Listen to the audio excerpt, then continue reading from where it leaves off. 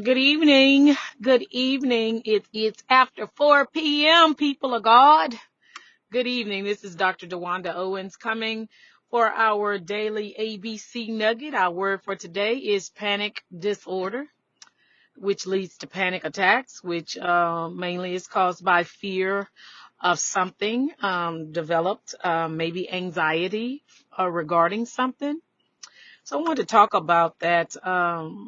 A lot of these mental health diagnoses and these conditions, and um, they are stemmed from a spirit that's not of God. The spirit of fear is what I was hearing regarding panic attacks and panic disorder. We have a fear of something to where we think about what could possibly happen. It's almost like when I was talking about how we see things. Sometimes we see the glass as half empty.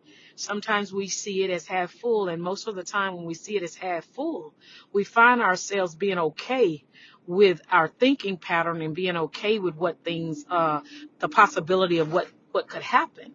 But when we see things as the glass as half empty, and don't look at the good part, then sometimes we find ourselves in a mode of panic, which develops into panic attacks or panic disorders or anything.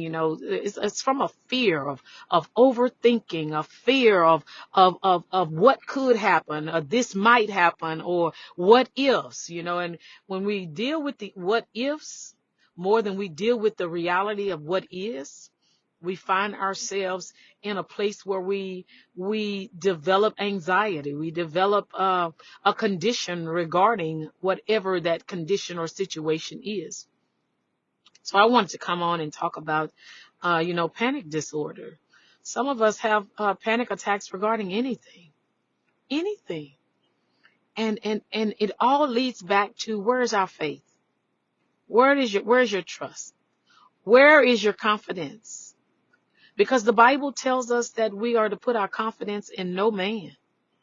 So if we put our confidence in God, knowing that He can do all things, He's the ruler of all things, He's the producer of all things, He's the maker and creator of all things, then we are in a good place, because the Bible tells us, if I be for you, I'm more than the whole world against you.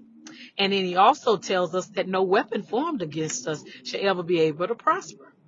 But it just takes us back to mental health in the church. If we would use the scripture to validate our life, then a lot of mental health conditions and behaviors would be eliminated, because we would know that God is not the author of fear.